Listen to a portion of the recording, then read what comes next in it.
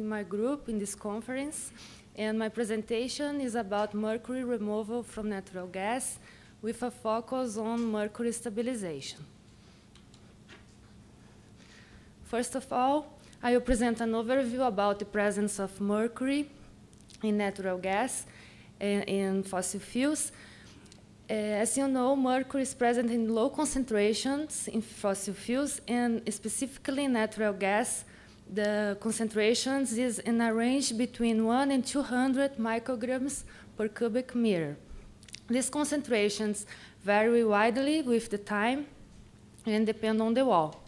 The main form is elemental form, which has high stability and low solubility in water.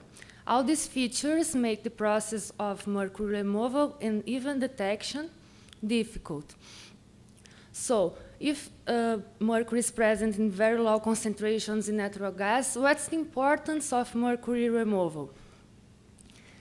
Mercury is associated with corrosion of aluminum structures, and it can cause serious accidents in natural gas plants.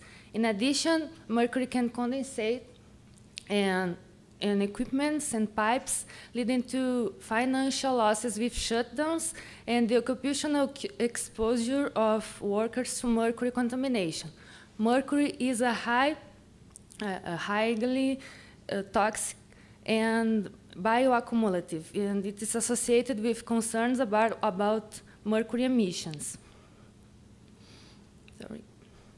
Emitted mercury cycles in the environment in different forms, undergoing chemical reactions, reposition, and re-emission. Mercury can be transported for long distance from its source in a way that it's considered a global pollutant. It's present in all parts of the world. So the emission limits imposed by environmental agencies are increasingly stringent. Adsorption process is a process used to remove low concentrations from fluids, and in the case of mercury, several adsorbents are mentioned in literature. For example, supported noble metals, activated carbon modified with halides and oxides. Many of these adsorbents are regenerable, so a second process is required, the stabilization process, to attend the stringent regulations for safe disposal of mercury-containing wastes. The stabilization can be a chemical process with a conversion to a stable compound, or a physical process, such as encapsulation in a polymeric matrix. We are seeing the importance of combining these two processes in just one step. And in this context, we have studied sulfide phosphate-based sorbent modified with metal sulfides, and there are indicatives that these sorbents is able to remove mercury, even in the presence of the difficulties in natural gas. And in addition, this adsorbent has a high mercury fixation capacity at the end of the removal process. And this presentation is a part of extensive research about this subject with development and physical-chemical characterization of adsorbents, study of removal and stabilization capacities, and the study of adsorbent structures. And in this presentation, we have focused on the use of mathematical modeling to investigate the removal mechanisms involved in adsorption tests. And mathematical modeling for a general adsorption process includes models for different systems, and in this presentation, we have focused on dynamic systems. This is the experimental setup used to obtain the experimental information. In a dynamic system, a mercury-containing stream passes through a fixed bed reactor filled by the adsorbent, and the inlet and the outlet mercury concentrations are monitored by using an online mercury analyzer.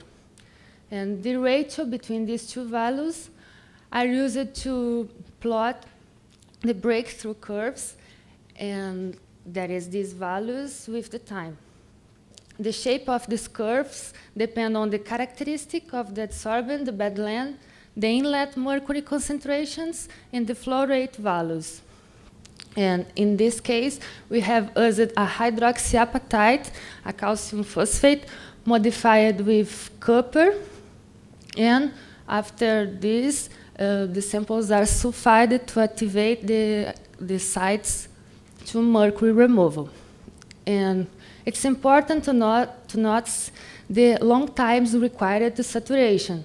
In this case, the time scale was more than 2,000 hours. So it's associated with, obviously, with the low mercury concentrations, but also with the high mercury removal capacity of these adsorbents. In a dynamic system, different phenomena can be considered. Advection and axial diffusion along the bed, diffusion into the particle, and the adsorption process itself. And in this case, a chemical reaction term was added to classical adsorption models to describe the high mercury fixation capacity of our adsorbents. These assumptions are supported by experimental results. The used sorbent, the sorbent at the end of the process, was submitted to lixiviation tests, and the samples are suspended in water in pH 5 at room temperature. And we observed that in the final of the test, total mercury released is less than 1% of total mercury retained by the used adsorbent. And in the stabilization test, samples are exposed to high temperatures, and we have seen that the mercury remains fixed on the used sorbents, even in high temperatures. In other words, the used sorbent is able to retain the mercury, even in severe conditions, such as lixiviation by rainwater or high temperatures in the landfill. In addition, X-ray diffraction results show a formation of a new phase by the difference pattern between the used sorbent and hydroxyapatite sorbent. And this phase of metacinnabar or mercury sulfide is a stable phase, which explains the high fixation capacity of these sorbents. And we have proposed two different models by considering different phenomena and by using different method of solutions. And in the model 1, the assumptions are, first, diffusion, mercury diffusion into a porous particle, an adsorption process between mercury and single copper sulfide sites, and a chemical reaction between mercury and segregated copper sulfide particles. And these equations of model 1, and this is the chemical reaction term added to classical adsorption models. And two cases were considered, and by using different solids, both of them copper sulfide, hydroxyapatite modified with copper sulfide, but by using different methods of preparation.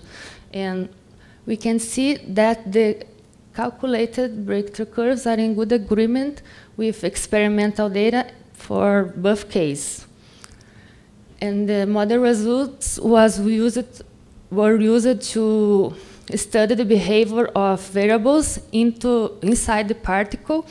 And this figure shows the mercury uptake by adsorption process, and this figure shows the mercury uptake by reaction process. And you can see that the high availability of both sites, adsorption and chemical reaction sites, which is in according to high removal capacity of the sorbents. However, chemical reaction wave advanced faster than the adsorption wave. And a possible explanation for this is that the location of sites should be inside the sorbent matrix, which would lead a delay in the waves because mercury needs to migrate into the matrix. Based on this, the second model was proposed, and the model 2 assumes that the mercury can adsorb on surface of a spherical particle, can migrate into the solid matrix by diffusion, and a chemical reaction between mercury and solid matrix itself. This is equations of model 2, and this is the term, the chemical reaction term made to classical models. And we can see that the model results are good agreement with experimental data sets too. And additionally, the model 2 was used to describe a new set of experimental data obtained by using the same solid, but in a bed twice longer the case 1. And we can see that the model is able to predict this new set of experimental conditions by using the same set of estimated parameters. And I would like to conclude by highlighting the characteristic of these adsorbents, hydroxyapatites modified with copper sulfate. There are efficiency and removal of mercury, even in the difficulties, with the difficulties found in natural gas case, and the high fixation capacity of these adsorbents. And this fixation the occurrence of chemical reaction was supported by sorbent characterization and stabilization tests, and the model results show a good prediction. Experimental results indicate an adsorption enhanced chemical reaction process. Finally, there are still current challenges. For example, accurate study of crystalline structure, phase quantification, and a study of mercury diffusion into hydroxyapatite crystalline matrix by molecular dynamics. And on behalf of our group, I would like to thank you for your attention. Thank you very much for. So we have time for questions. Any questions? Right here. Yes. Yes, your simulated natural gas. Can you tell us a little bit more about how you simulated natural gas? What were the components of the stream? We use a simulated natural gas. We use methane, and I not yet done experimental test with natural gas itself. So it's just methane. There's no water. There's no other impurities. Okay, that's what I want to know. Okay, thank you. Any more questions? Another question? Oh, one here. Oh, please. Would you say what's the pore size of in hydroxyapatite, and why you use hydroxyapatite? Are you try to use other sorbents? So hydroxyapatite is able to exchange cations in its structure.